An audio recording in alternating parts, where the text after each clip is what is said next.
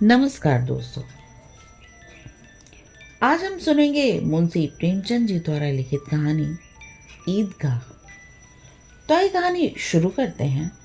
रमजान के पूरे 30 रोजों के बाद ईद आई है। कितना मनोहर, कितना सुहावना प्रभात है।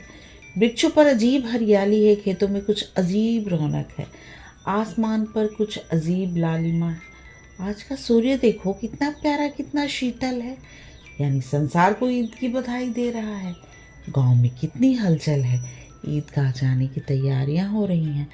किसी के कुर्ते में बटन नहीं है, पड़ोस के घर में सुई तागा लेने दौड़ा जा रहा है। किसी के जूते कड़े हो गए हैं, उनमें तेल डालने के लिए तेली के घर पर भागा जाता है। जल्दी जल्दी बैलों को सानी पानी दे दे, ईदगाह से लौटते लौटते दोपहर हो जाएगी। 3 कोस का पैदल रास्ता, फिर सैकड़ों आदमियों से मिलना भेंटना। दोपहर के पहले लौटना असंभव है। लड़के सबसे ज़्यादा प्रसन्न हैं। किसी ने 1 रोज़ा रखा है, वो भी दोपहर तक, किसी ने वो भी नहीं रखा। लेकिन ईदगाह जाने की खुशी उनके हिस्से की चीज़ है। रोजे बड़े बूढ़ों के लिए होंगे, इनके लिए तो ईद है। रोज ईद का नाम रटते थे, आज वो आ गई। अब जल्दी पड़ी है कि लोग ईदगाह क्यों नहीं चलते। इन्हें गृहस्थी की चिंताओं से क्या प्रयोजन। सेवैयों के लिए दूध और शक्कर घर में है या नहीं, इनकी बला से। ये तो सेवैयाँ खाएंगे। ये क्या जाने कि अब्बा जान क्यों बदहवास चौधरी कायम अली के घर दौड़े जा रहे हैं। उन्हें क्या खबर कि चौधरी आज आंखें बदल ले तो ये सारी ईद मुहर्रम हो जाए। उनकी अपनी जेबों में तो कुबेर का धन भरा हुआ है। बार बार जेब से अपना खजाना निकाल कर गिनते हैं और खुश होकर फिर रख लेते हैं। महमूद गिनता है 1, 2, 10, 12। उसके पास 12 पैसे हैं। मोहसिन के पास 1, 2, 3, 8, 9, 15 पैसे हैं। इन्हीं अनगिनत पैसों में अनगिनती चीज़ें लाएंगी, खिलौने, मिठाइयाँ, बिगुल, गेंद और जाने क्या क्या। और सबसे ज़्यादा प्रसन्न है हामिद। वो 4-5 साल का गरीब सूरत दुबला पतला लड़का, जिसका बाप गत वर्ष हैजे की भेंट हो गया और माँ ना जाने क्यों पीली होती होती एक दिन मर गई। किसी को पता न चला क्या बीमारी है। कहती तो कौन सुनने वाला था। दिल पर जो कुछ बीतती थी वो दिल में ही सहती थी, और जब न सहा गया तो संसार से विदा हो गई। अब हामिद अपनी बूढ़ी दादी अमीना की गोद में सोता है और उतना ही प्रसन्न है। उसके अब्बा जान रुपए कमाने गए हैं, बहुत सी थैलियाँ लेकर आएंगे। अम्मी जान अल्लाह मियाँ के घर से उसके लिए बड़ी अच्छी अच्छी चीज़ें लाने गई है, इसलिए हामिद प्रसन्न है। आशा तो बड़ी चीज़ है, और फिर बच्चों की आशा, उनकी कल्पना तो राई का पर्वत बना लेती हैं। हामिद के पाँव में जूते नहीं हैं। सिर पर एक पुरानी धुरानी टोपी है जिसका गोटा काला पड़ गया है। फिर भी वो प्रसन्न है। जब उसके अब्बा जान थैलियाँ और अम्मी जान नियामतें लेकर आएंगी तो वो दिल के अरमान निकाल लेगा। तब देखेगा महमूद, मोहसिन, नूरे और समी कहाँ से उतने पैसे निकालेंगे। अब भागीन अमीना अपनी कोठरी में बैठी रो रही है। आज ईद का दिन, उसके घर में दाना नहीं। आज आबिद होता तो क्या इसी तरह ईद आती और चली जाती। इस अंधकार और निराशा में वो डूबी जा रही है। किसने बुलाया था इस निगोड़ी ईद को। इस घर में उसका काम नहीं, लेकिन हामिद, उसे किसी के मरने जीने से क्या मतलब। उसके अंदर प्रकाश है, बाहर आशा। विपत्ति अपना सारा दलबल लेकर आए, हामिद की आनंद भरी चितवन उसका विध्वंस कर देगी। हामिद भीतर जाकर दादी से कहता है, तुम डरना नहीं अम्मा, मैं सबसे पहले आऊँगा, बिल्कुल ना डरना। अमीना का दिल का चोट रहा है। गांव के बच्चे अपने अपने बाप के साथ जा रहे हैं। हामिद का बाप अमीना के सिवा और कौन है। उसे कैसे अकेले में ले जाने दे। उस भीड़ भाड़ से बच्चा हो जाए तो क्या करे। नहीं, अमीना उसे यूं न जाने देगी। नन्ही सी जान थी को चलेगा कैसे। पैर में छाले पड़ जाएंगे, जूते भी तो नहीं है। वो थोड़ी थोड़ी दूर पर उसे गोद में ले लेगी, लेकिन यहाँ सेवैयाँ कौन पकाएगा। पैसे होते तो लौटते समय सब सामग्री जमा करके चटपट बना लेती, यहाँ तो घंटों चीज़ें जमा करते लगेंगे। मांगे ही का तो भरोसा ठहरा। उस दिन फहीमन के कपड़े सिले थे, 8 आने पैसे मिले थे। उस अठन्नी को ईमान की तरह बचाती चली आई थी। उसी दिन के लिए, ईद के लिए। लेकिन कल ग्वालन सिर पर सवार हो गई तो क्या करती। हामिद के लिए कुछ नहीं है तो 2 पैसे का दूध तो चाहिए ही। अब तो कुल 2 आने पैसे बच रहे हैं। 3 पैसे हामिद की जेब में, 5 अमीना के बटवे में। यही तो बिसात है। और ईद का त्यौहार अल्लाह ही बेड़ा पार लगाए। धोबन और नाइन और मेहतरानी की चूड़ीहारिन सभी तो आएंगी। सभी को सेवैयाँ चाहिए और थोड़ा किसी को आंखों नहीं लगता। किस किस से मुंह चुराएगी और मुंह क्यों चुराए। साल भर का त्यौहार है। जिंदगी खैरियत से रहे, उनकी तकदीर भी तो उसी के साथ है। बच्चे को खुद सलामत रखे, दिन भी कट जाएंगे। गांव से मिला चला और बच्चों के साथ हामिद भी जा रहा था। कभी सबके सब दौड़कर आगे निकल जाते, फिर किसी पेड़ के नीचे खड़े होकर साथ वालों का इंतजार करते। ये लोग क्यों इतना धीरे चल रहे हैं। हामिद के पैरों में तो जैसे पर लग गए हैं। वो कभी थक सकता है। शहर का दामन आ गया। सड़क के दोनों ओर अमीरों के बगीचे हैं। पक्की 4 दीवारी बनी हुई है। पेड़ों में आम और लीचियाँ लगी हुई हैं। कभी कभी कोई लड़का कंकरी उठाकर आम पर निशाना लगाता है। माली अंदर से गाली देता हुआ निकलता है। लड़के वहाँ से एक फ्लांग पर हैं, खूब हंस रहे हैं। माली को कैसा उल्लू बनाया है। बड़ी बड़ी इमारतें आने लगी। ये अदालत है, ये कॉलेज है, ये क्लब घर है। इतने बड़े कॉलेज में कितने लड़के पढ़ते होंगे। सब लड़के नहीं है जी, बड़े बड़े आदमी है सच। उनकी बड़ी बड़ी मूछें हैं। इतने बड़े हो गए अभी तक पढ़ने जाते हैं। ना जाने कब तक पढ़ेंगे और क्या करेंगे इतना पढ़कर। हामिद के मदरसे में तो 2-3 बड़े बड़े लड़के हैं, बिल्कुल 3 कौड़ी के। रोज मार खाते हैं काम से जी चुराने वाले। इस जगह भी उसी तरह के लोग होंगे और क्या। क्लब घर में जादू होता है। सुना है यहाँ मुर्दों की खोपड़ियाँ दौड़ती हैं और बड़े बड़े तमाशे होते हैं, पर किसी को अंदर नहीं जाने देते। और वहाँ शाम को साहब लोग खेलते हैं। बड़े बड़े आदमी खेलते हैं, मूंछों दाढ़ी वाले। और मेमें भी खेलती हैं सच। हमारी अम्मा को वो दे दो, क्या नाम है, बैट, तो उसे पकड़ ही ना सके, घुमाते ही लुढ़क जाए। महमूद ने कहा, हमारी अम्मी जान का तो हाथ कांपने लगे, अल्लाह कसम। मोहसिन बोला, चलो मनो आटा पीस डालती है, जरा सा बैट पकड़ लेगी तो हाथ कांपने लगेंगे। सैकड़ों घड़े पानी रोज निकालती है। 5 घड़े तो तेरी भैंस पी जाती है। किसी मुहिम को 1 घड़ा पानी भरना पड़े तो आंखों तले अंधेरा छा जाए। महमूद, लेकिन दौड़ती तो नहीं, उछल कूद तो नहीं करती। मोहसिन, हाँ उछल कूद तो नहीं सकती, लेकिन उस दिन मेरी गाय खुल गई थी और चौधरी के खेत में जा पड़ी थी। अम्मा इतना तेज दौड़ी कि मैं उन्हें न पा सका, सच। आगे चले। हलवाइयों की दुकानें शुरू हुई। आज खूब सजी हुई थी। इतनी मिठाइयाँ कौन खाता है। देखो ना, एक एक दुकान पर मनो होंगी। सुना है रात को जिन्नात आकर खरीद ले जाते हैं।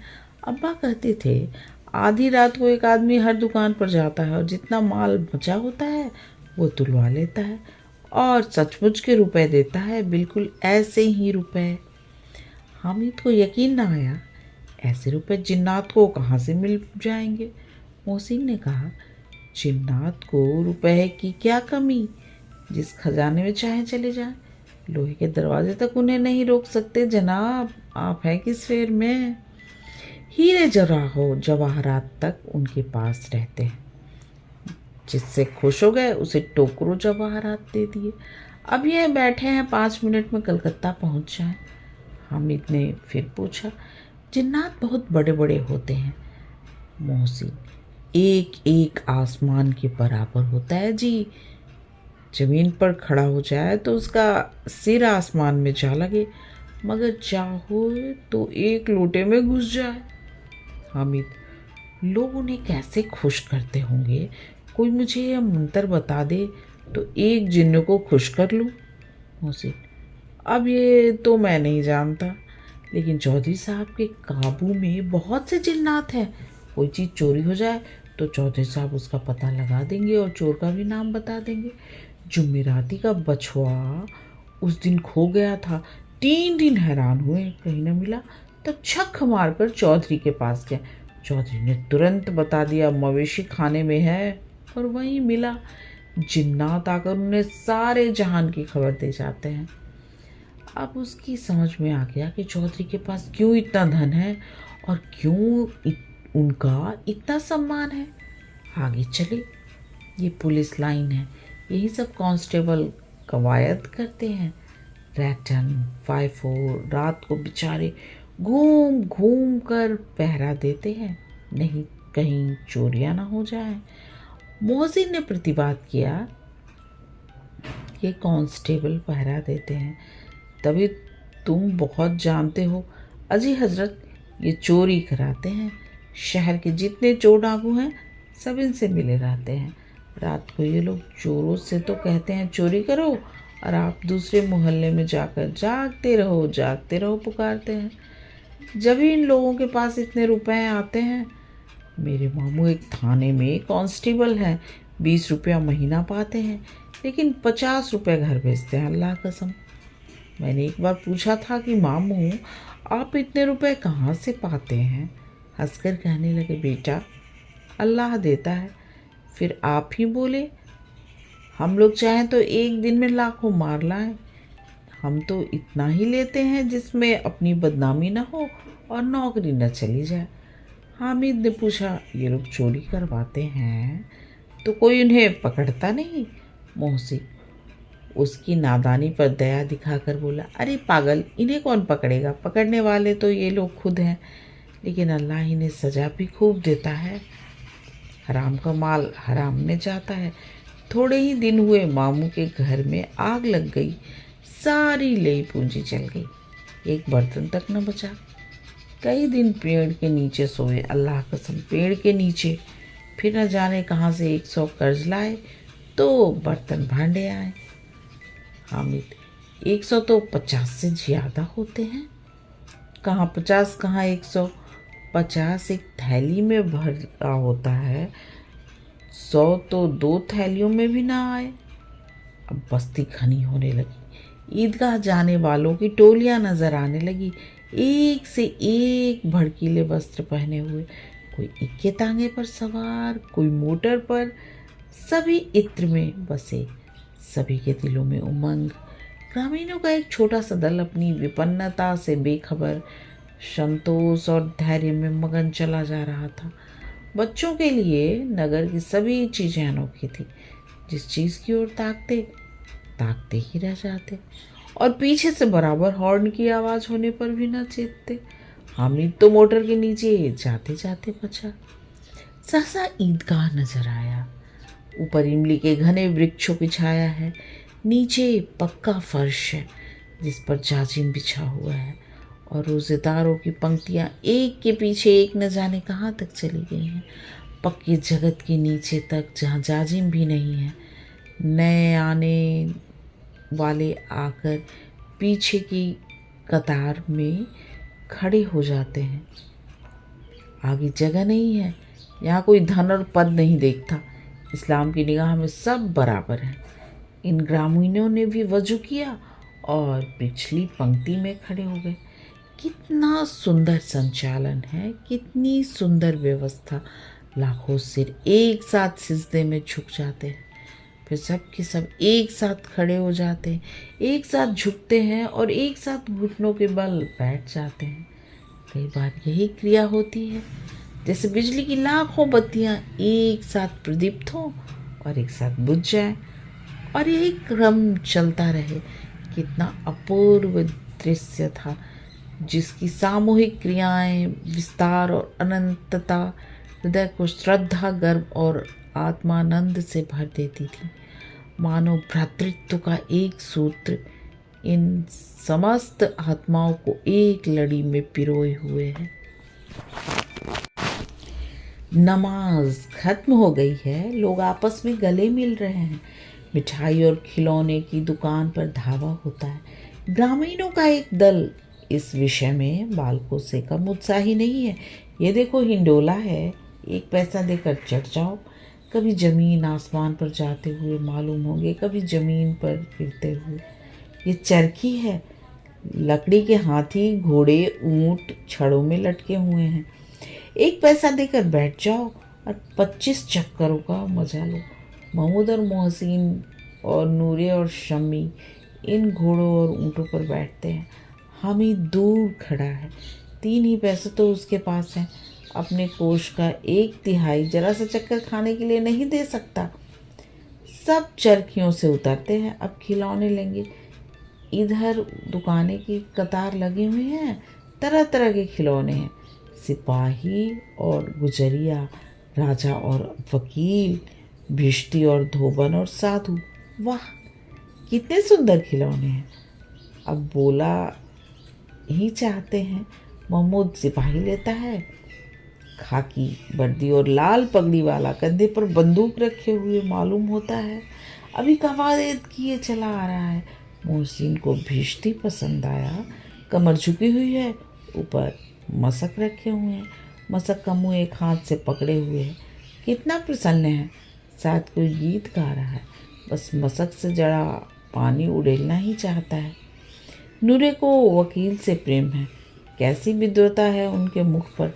काला चोंगा, नीचे सफ़ेद अचकन, अचकन के सामने की जेब में घड़ी, सुनहरी जंजीर, एक हाथ में कानून का पोथा लिए हुए मालूम होता है। अभी किसी अदालत से जिरह या बहस किए चले आ रहे हैं। ये सब 2-2 पैसे के खिलौने हैं। हामिद के पास कुल 3 पैसे हैं। इतने महंगे खिलौने वो कैसे ले? खिलौना कहीं हाथ से छूट पड़े तो चूर चूर हो जाए, जरा पानी पड़े तो सारा रंग धुल जाए। ऐसे खिलौने लेकर वो क्या करेगा, किस काम के? मोहसिन कहता है, मेरी भिश्ती रोज पानी दे जाएगा, सांझ सवेरे। महमूद, मेरा सिपाही घर पर पहरा देगा, कोई चोर आएगा तो फौरन बंदूक से फायर कर देगा। नूरे, और मेरा वकील खूब मुकदमा लड़ेगा। शम्मी, और मेरी धोबन रोज कपड़े धोएगी। हामिद खिलौने की निंदा करता है, मिट्टी ही के तो हैं, गिरे तो चकनाचूर हो जाएंगे। लेकिन ललचाई हुई आंखों से खिलौने को देख रहा है और चाहता है कि जरा देर के लिए वो कहीं हाथ में ले सकता। उसके हाथ अनायास ही लपकते हैं, लेकिन लड़के इतने त्यागी नहीं हैं, विशेषकर जब अभी नया शौक है। हामिद ललचाता रह जाता है। खिलौने के बाद मिठाइयाँ आती हैं। किसी ने रेवड़ियाँ ली हैं, किसी ने गुलाब जामुन, किसी ने सोहन हलवा। मज़े से खा रहे हैं। हामिद उनकी बिरादरी से पृथक है। अब आगे के पास 3 पैसे हैं, क्यों नहीं कुछ लेकर खाता? ललचाई आंखों से सबकी ओर देखता है। मोहसिन कहता है, हामिद रेवड़ी ले जा, कितनी खुशबूदार है।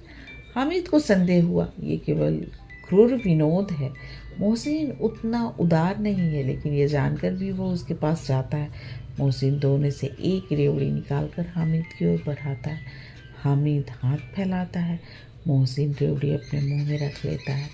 महमूद, नूरे और सम्मी खूब तालियां बजा बजा कर हंसते हैं।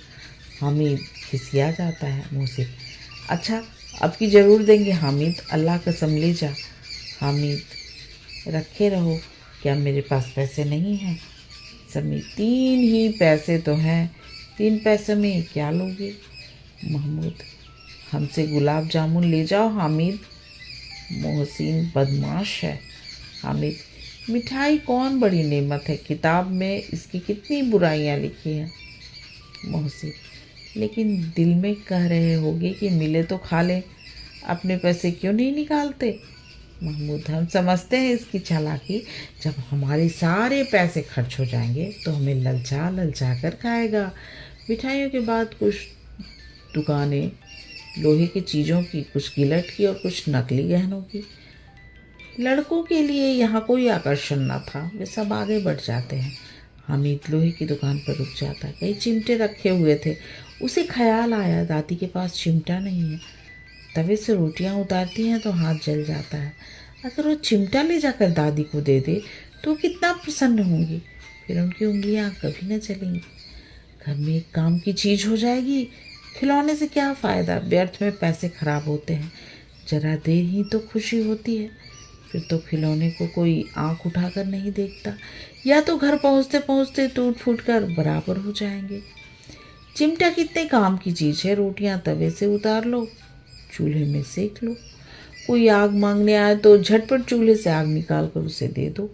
बेचारी अम्मा को कहाँ फुर्सत है कि बाजार आ जाओ, इतने पैसे ही कहाँ मिलते हैं, रोज हाथ चला लेती है। हामिद के साथ ही आगे बढ़ गए हैं। सबील पर सब के सब शरबत पी रहे हैं। देखो सब कितने लालची हैं। इतनी मिठाइयाँ ली, मुझे किसी ने एक भी ना दी। उस पर कहते हैं मेरे साथ खेलो, मेरा ये काम करो। अब अगर किसी ने कोई काम करने को कहा तो पूछूंगा। खाए मिठाइयाँ, आप मुंह सड़ेगा, फोड़े फुंसियाँ निकलेंगी, आप ही जमान चटोरी हो जाएगी।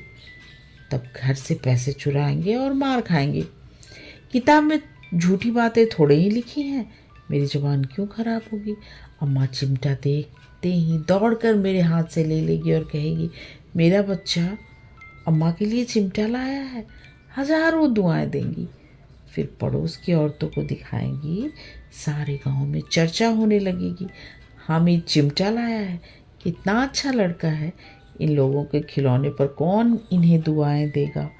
बड़ों की दुआएं सीधे अल्लाह के दरबार से पहुंचती हैं और तुरंत सुनी जाती हैं। मेरे पास पैसे नहीं हैं, तभी तो मोहसिन और महमूद यूँ मिजाज दिखाते हैं। मैं भी इनसे मिजाज दिखाऊंगा। खेल खिलौने और खाए मिठाइयाँ, मैं नहीं खेलता खिलौने, किसी का मिजाज नहीं क्यों सहूँ। मैं गरीब सही, किसी से कुछ मांगने तो नहीं जाता। आखिर अब्बा जान कभी न कभी आएंगे, अम्मा भी आएगी ही। फिर इन लोगों से पूछूंगा कितने खिलौने लोगे। एक एक को टोकरियों खिलौने दूं और दिखा दूं कि दोस्तों के साथ इस तरह का सलूक किया जाता है। ये नहीं कि एक पैसे की रेवड़ियाँ ली तो चिढ़ा चिढ़ा कर खाने लगे। सबके सब हंसेंगे कि हामिद ने चिमटा लिया है। हंसे मेरी बला से। उसने दुकानदार से पूछा, है चिमटा कितने का है।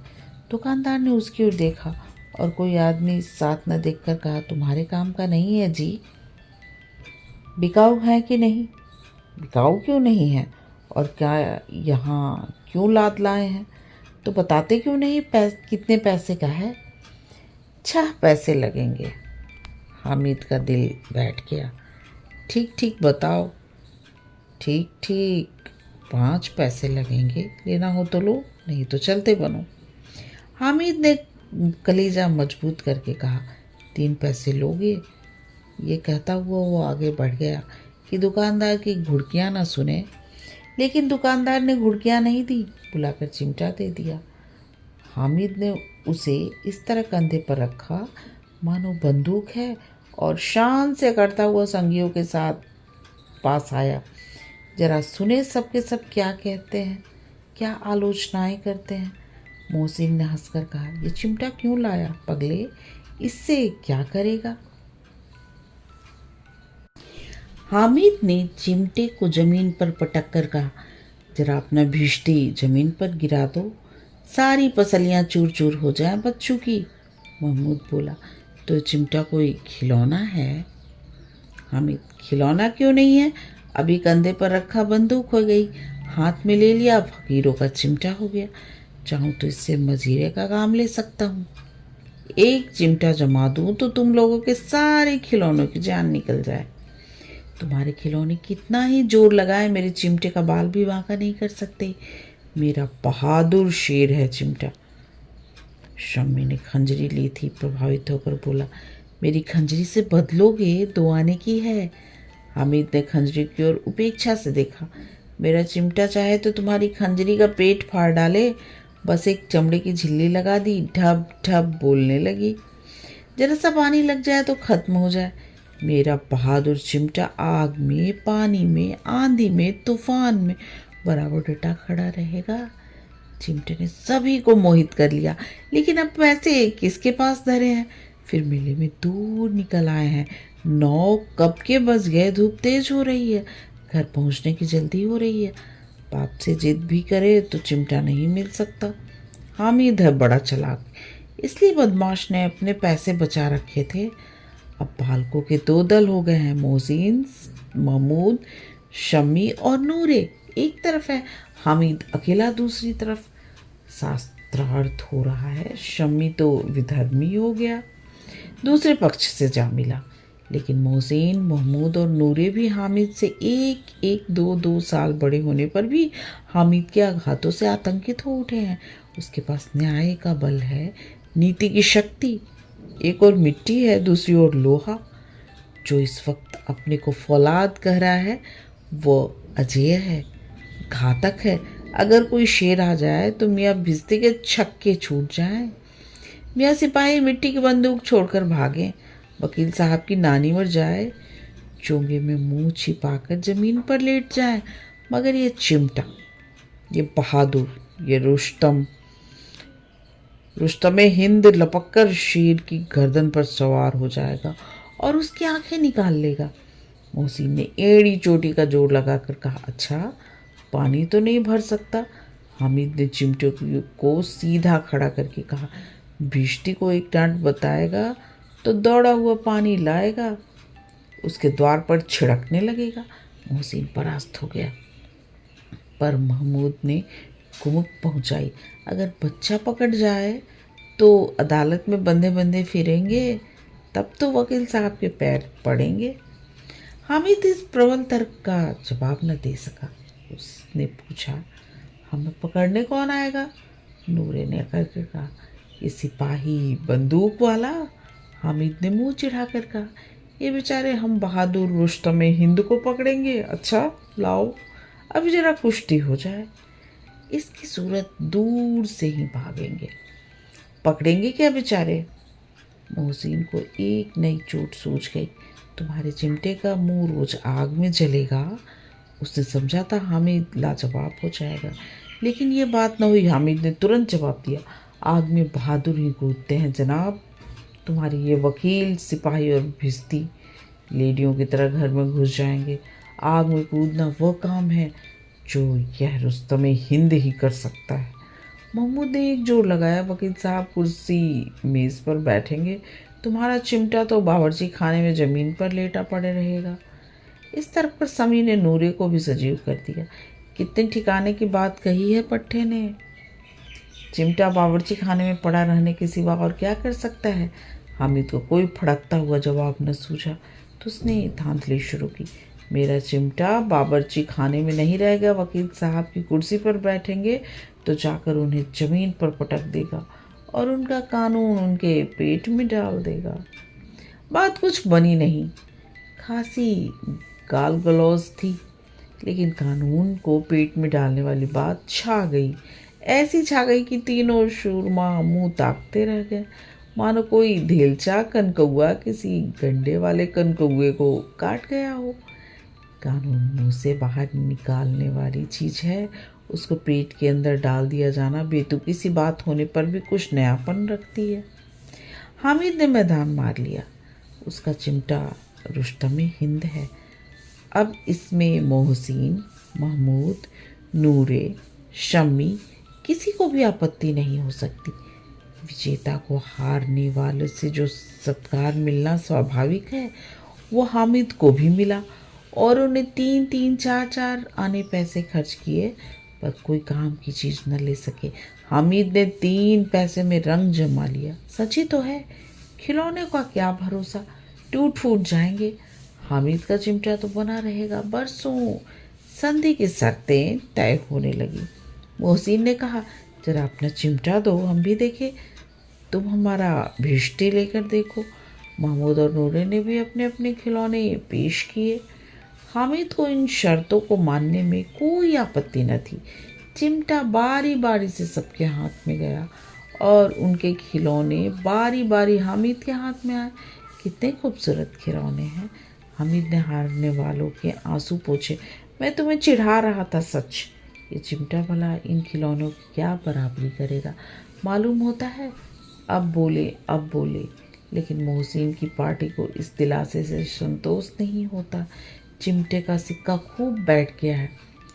चिमटा हुआ टिकट अब पानी से नहीं छूट रहा है।